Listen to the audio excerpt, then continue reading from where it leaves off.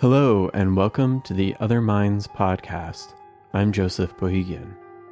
Other Minds, founded in 1993 in San Francisco by Charles Amerkanian and Jim Newman, is devoted to championing the most original voices in new and experimental music.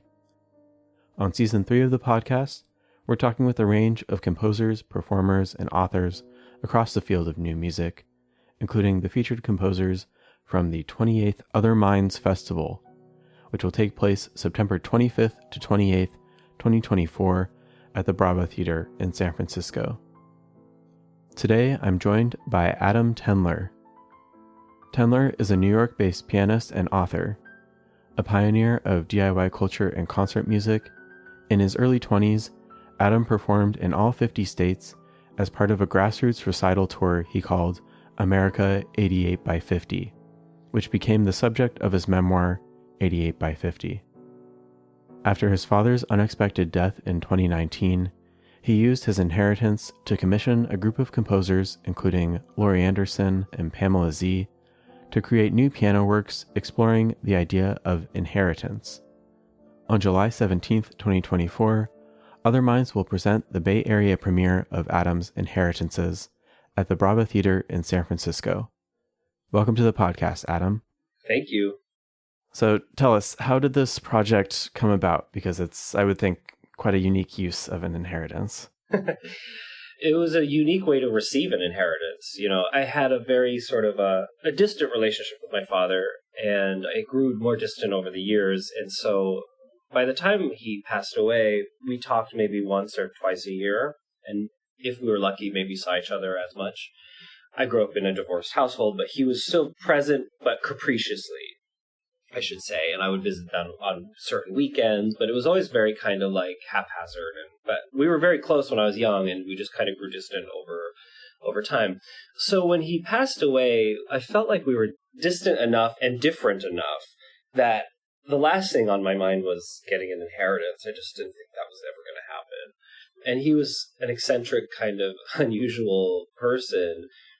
And I was like, if there's one, it's going to be really strange. It's going to be odd, and it'll be weird. And so it was the latter. I found out a few months after he passed away that he had set aside basically a wad of actual cash.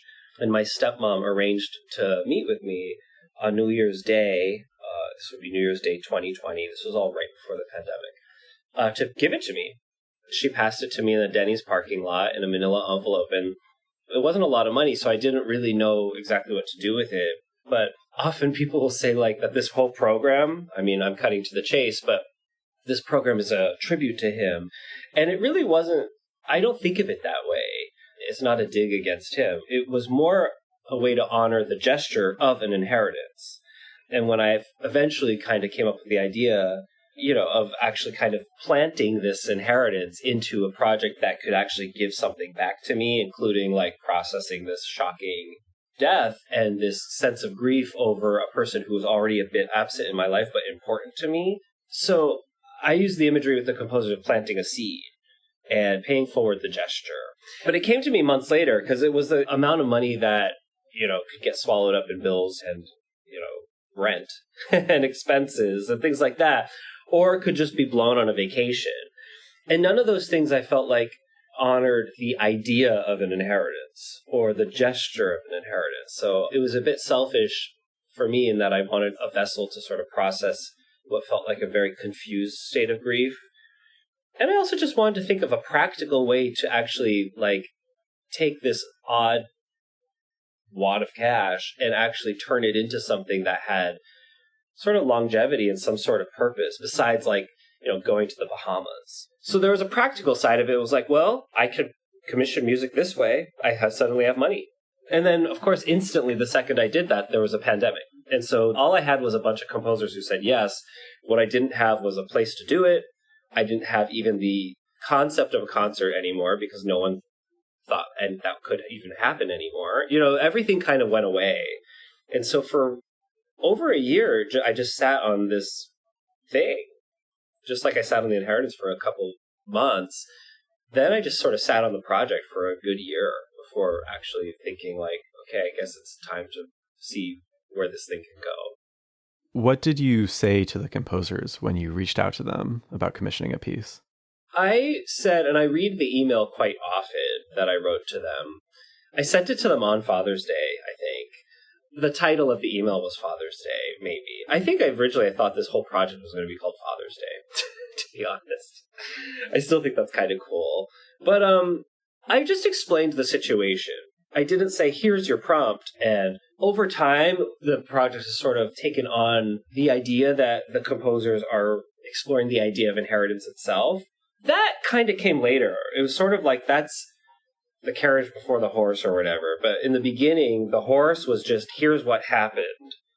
And will you join me in this space, if I may use that kind of language? You know, like, join me in this space. I literally don't know what I'm doing, but will you just write a short piece for me? And that was really what I said. And I explained where the money was coming from and what I was using this project for. And so the email was short.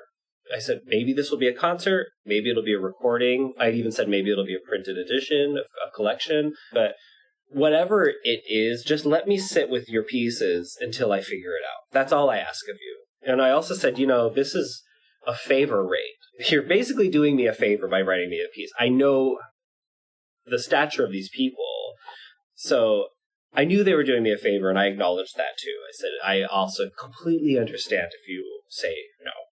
And everyone said yes. Every single person said yes. And I think that speaks to them. I think it speaks to their friendship, frankly.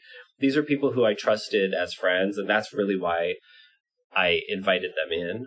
And whose work I trusted. I kind of just was interested to see where they would go. You weren't expecting these to necessarily be about your relationship with your father, but some of them did in a quite touching way. You have a piece where you're telling stories about him. You have another one with home videos from your childhood. So how did you feel about having such a literal look back at your own past? It's funny. Throughout the process, I would kind of check in with the composers, and I would... It might be even in the original email where I was just like, this is not, like I said to you, this is not a tribute to him. You don't need to know about him. This isn't about us and my dad.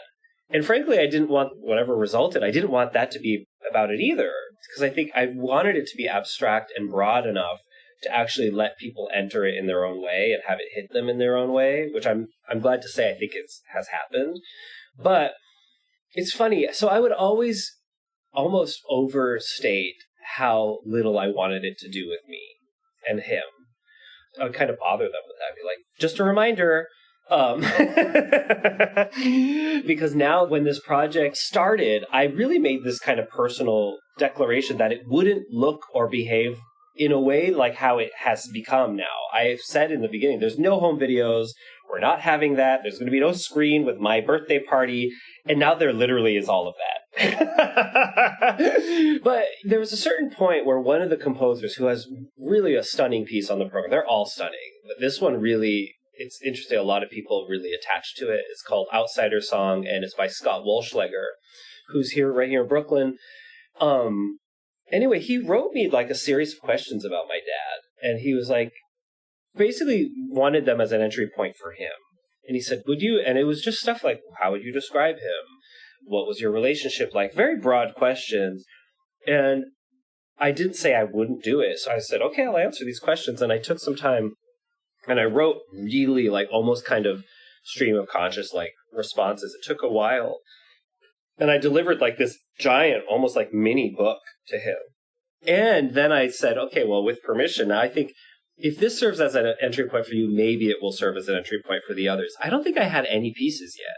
And so I sent it to all the composers, again, with the disclaimer, like, this is just because one of the composers asked for it. If this serves as an entry point for you, go for it. And what was really interesting is it served as an entry point for, like, many of them. And the pieces that they composed were really personal.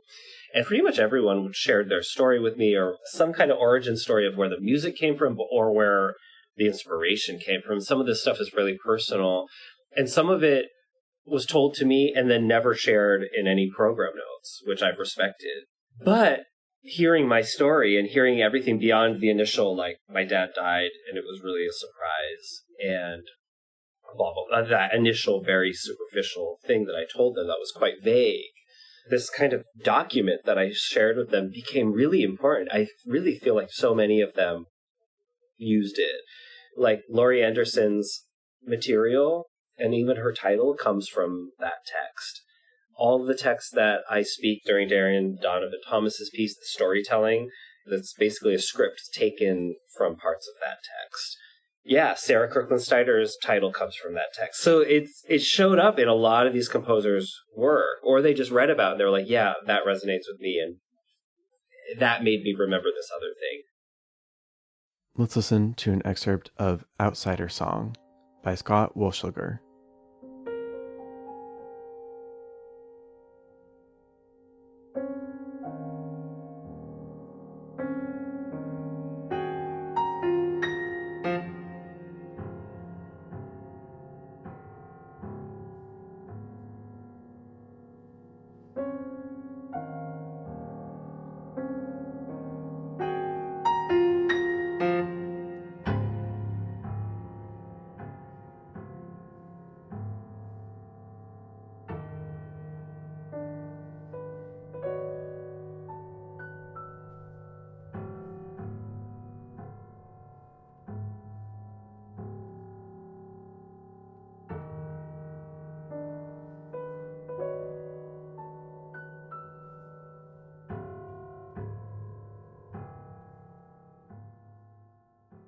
With Inti Figi Vizueta's piece, Hushing, that one actually has home video now in it and really explicitly sort of brings in my family and brings in my dad. You actually hear his voice in that moment of the concert. That also kind of came later, and I was going to probably at some point speak to you about this, is that the music's quite fixed, but the program in a way has evolved. Like Inti's piece has evolved. In the beginning, it was not like how it is now.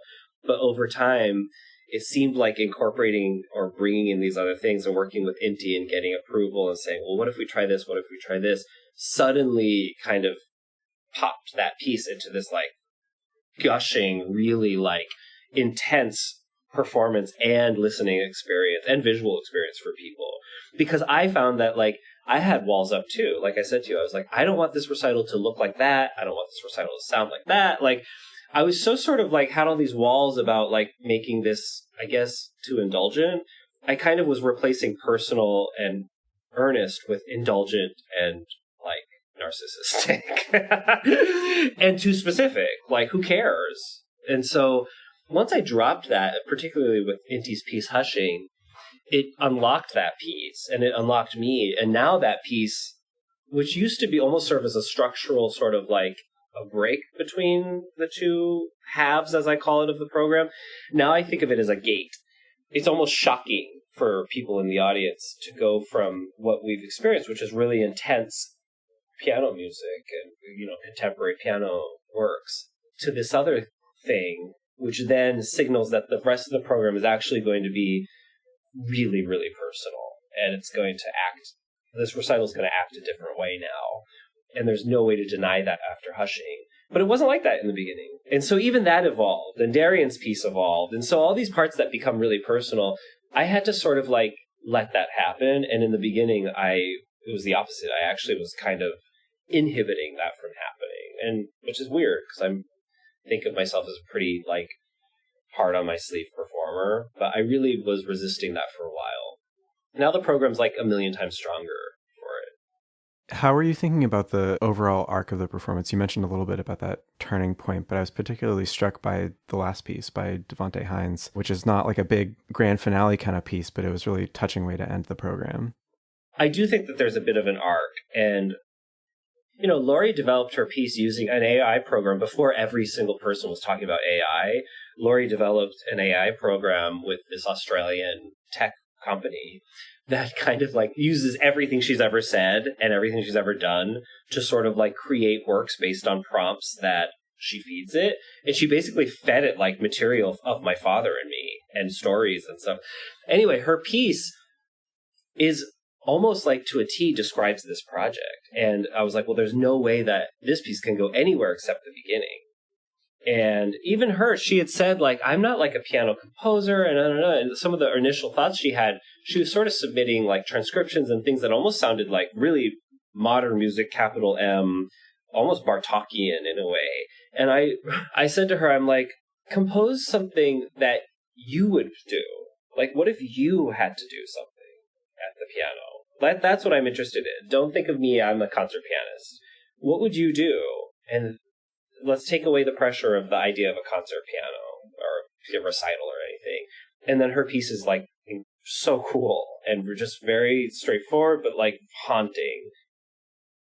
Let's listen to an excerpt of Remember I Created You by Laurie Anderson.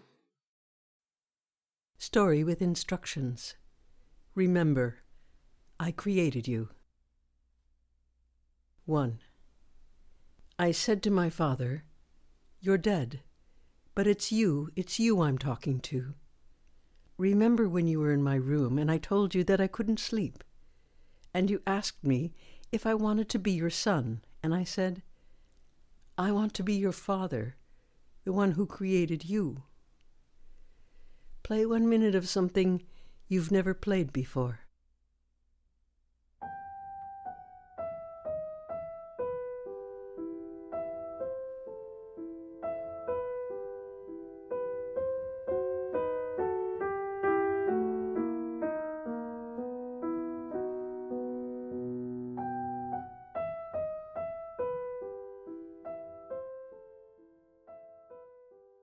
So that had to go there. But then, in my mind, Missy's piece had to follow it because it's, in a way, it's called Forgiveness Machine. And it's, I want to say hostile. It's gnashing. It's sort of mechanical. She says the pianist should play it mechanical and heartbreaking.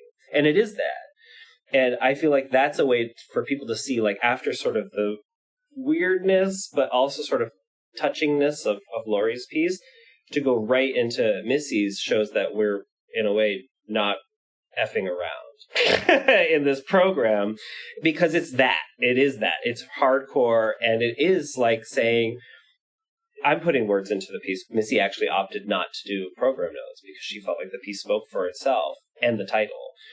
But to me, we've all felt like a forgiveness machine, I think, at some point in our lives with certain people. And to actually start a program, again, that might be billed as, this is a tribute to Adam's father that he has created. You say, I don't know. Because when you start with a piece like Forgiveness Machine, you see that this is complicated.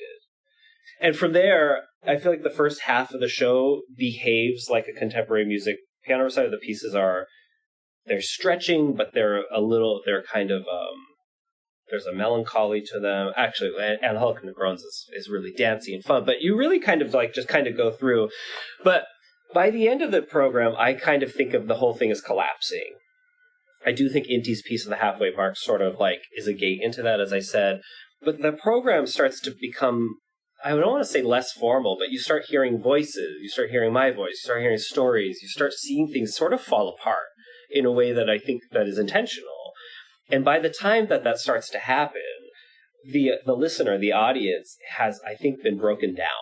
Like, they've been worn down. It's a short show, actually. For 60 pieces, it runs about like 80 minutes, if that. But by then, people have been sort of worn down in a way, like they've been opened up. So that the stuff that's really more demanding, I think, emotionally, or maybe just like more overt, they're ready for it, or they've been made to be receptive for it. It becomes the most explicit with Darian Donovan Thomas's piece, where I'm actually speaking of my father. It's the only time that ever happens. After that comes Nico's piece, and after that comes Devante's piece, which both to me feel like almost like a kind of an aftercare, where it's like, okay, I'm going to pet your hair now. I know you've been through a lot. And here's the part where, it's like a Savasana pose. Like, let it sink in. Let your practice of this recital sink in now. It's not to say that those pieces aren't demanding and that they don't have their own arcs. They do. Dev's piece definitely has these huge swells of volume and activity. But there's a sense of those pieces that's like, in a way, now we're kind of done. And now you're going to like let it sink in. And Dev's piece, I heard it, as it says in the program notes that I wrote for it. He sent it and I just listened to it and I couldn't believe how patient it was. I mean, I will say he also totally ignored the time. I did ask everyone to do like 5 minutes or less. His is like 11. So there's also like, I think it has to go at the end. But there's the sort of like Lawrence Crane type patient pulse of chords that just closed that piece. It sort of is like, feels inevitable. Like, how did we get here? How did we get here? But it feels like we had to get here.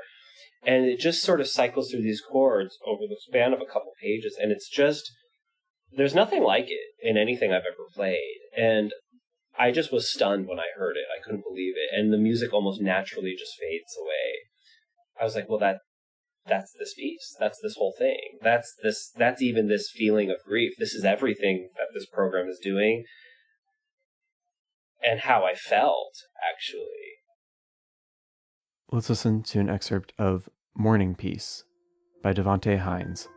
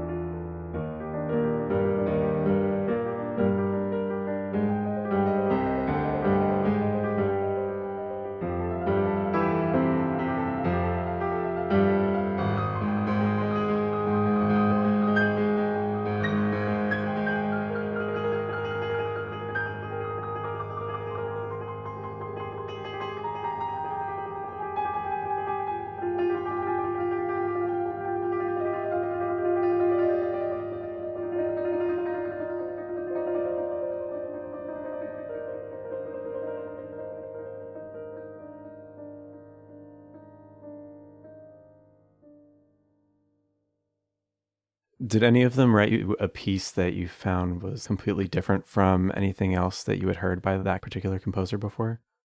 Yeah, absolutely. Ted Hearn, for sure. I was super nervous to receive Ted's piece because Ted's instrumental music tends to be really, really, really gnarly, like dense, technically complex, and just, yeah, it's really hard, like really, really hard. His piano music's really hard.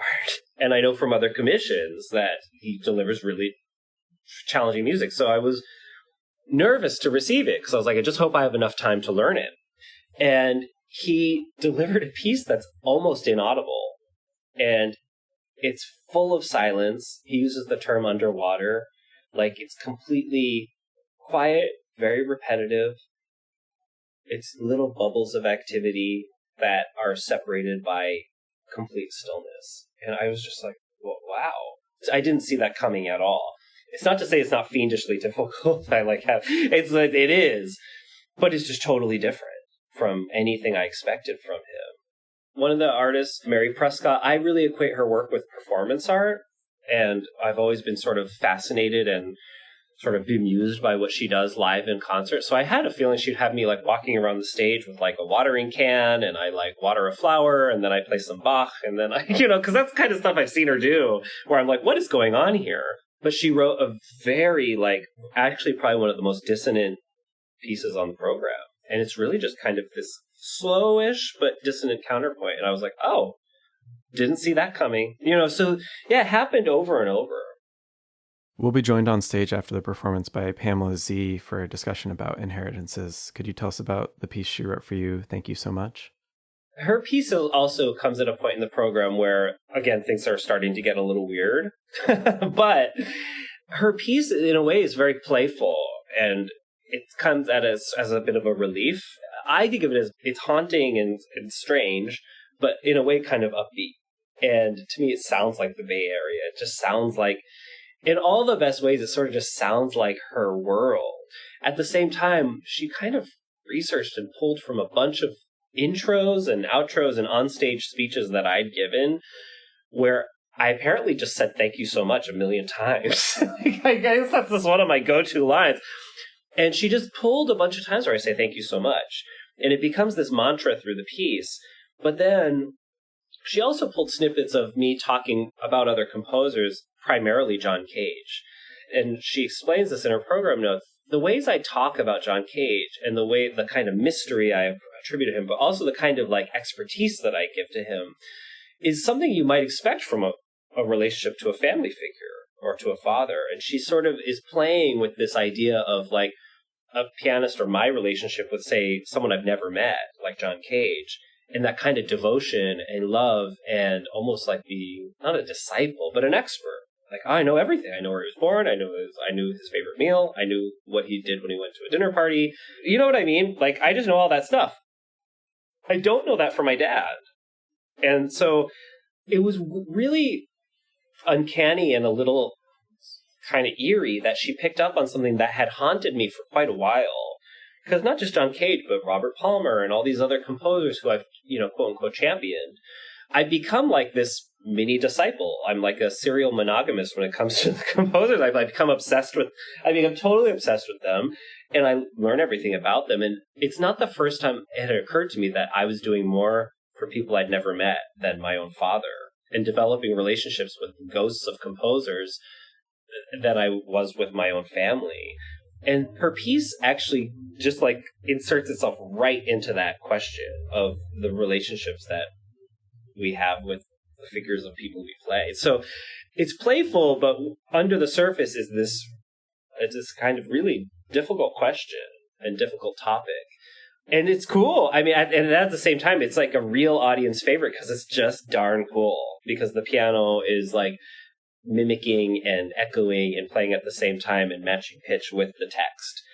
And so it's a little firecracker. It's just a couple minutes long, but it's very cool. And I'm so happy that we'll be joined by her. Let's listen to an excerpt of Thank You So Much by Pamela Z.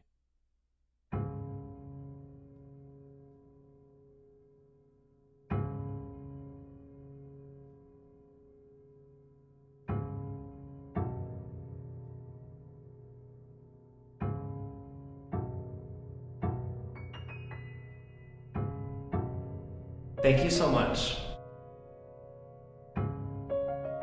Thank you so much. Thank you so much. Thank you so much. Thank you so much.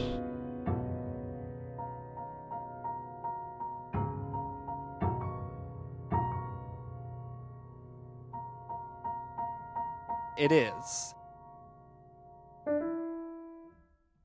It is his hand. He chose. It is.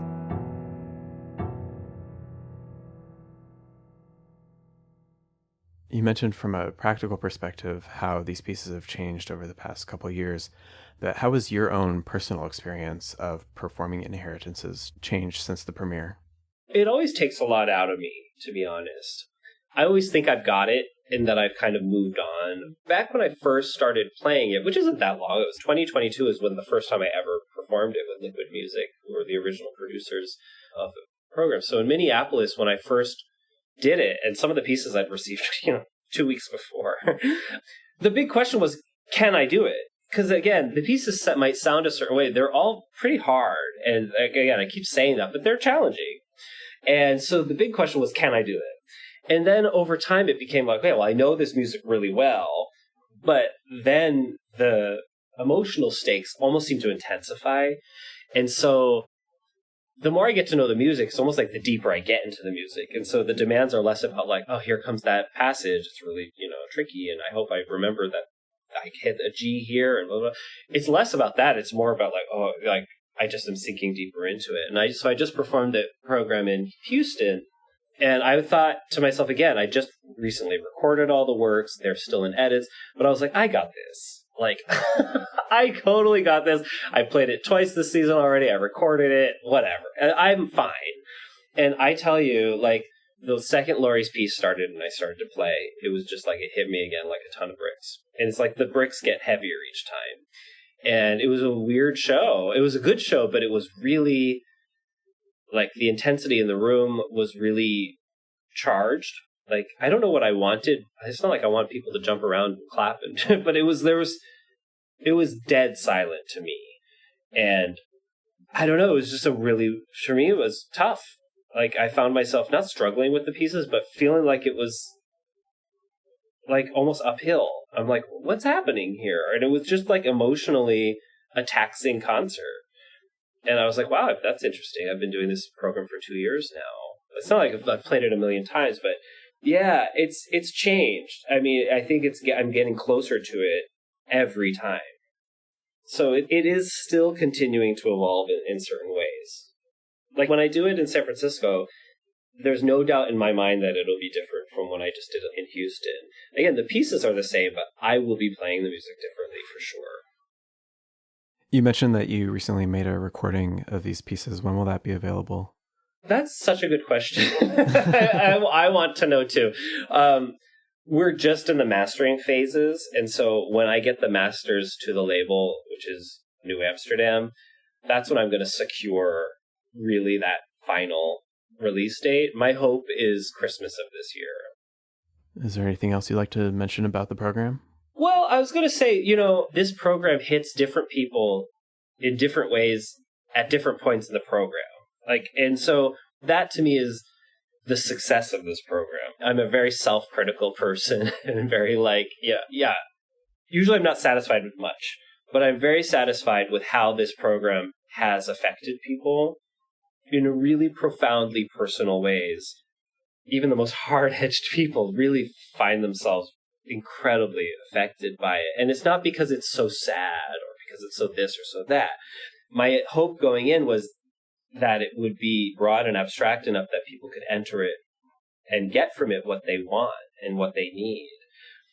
I think the surprise to me, as I mentioned, was that actually the more vulnerable I made myself to it, the more universal it would be. My fear was the opposite. The more personal I made it, the more isolating it would be, and the more but it was the opposite. I think the breadth with which it hits people, I find it to be really inspiring and very powerful as a person who can be an ambassador of this program or of this music. So I was going to say that I look forward to seeing how listeners in San Francisco and in the Bay Area, I just look forward to their reactions. Oftentimes at the end of this show, people, I found they stay in their seats talking. That was the first thing in Minneapolis. I was like, why is everyone still here? They weren't even talking to me. They were just talking to each other. And I thought, oh, that's okay. It was one of the first times I saw that something really special had happened. And that's continuing to happen. So I feel really gratified that I can be an ambassador of that. That was always the hope, was that this project would serve as a certain vessel for me, but also a certain vessel for the composers, and then ultimately a vessel for our listeners. And so to see that happening is really, really exciting and really gratifying. And the last thing I'll say is that oftentimes people come to this program knowing the story, and that's enough for them. And that's actually enough for me. I find that the side effect of this program is that people just happen to get this really interesting, cool, contemporary piano recital. That's the side effect, though. They're not oftentimes coming to hear, premieres of music by these composers. They're actually coming for a totally different reason, but the side effect is that they actually get to experience this uncompromising new music. And I find that to be also really exciting, because then what people are actually leaving this program with this sort of emotional takeaway, but also they get to see what's happening in new music right now, which, again, that's very gratifying to me. Great. Well, I think that's a good place to finish. So you can hear Adam Tendler's performance of Inheritances on Wednesday, July 17th, 2024 at the Brava Theater in San Francisco. Thanks, Adam, for talking with me today, and thanks everyone for listening. Thank you.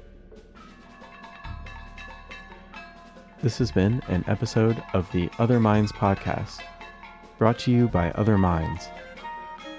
Our 28th festival is September 25th to 28th, 2024 at the Brava Theater in San Francisco.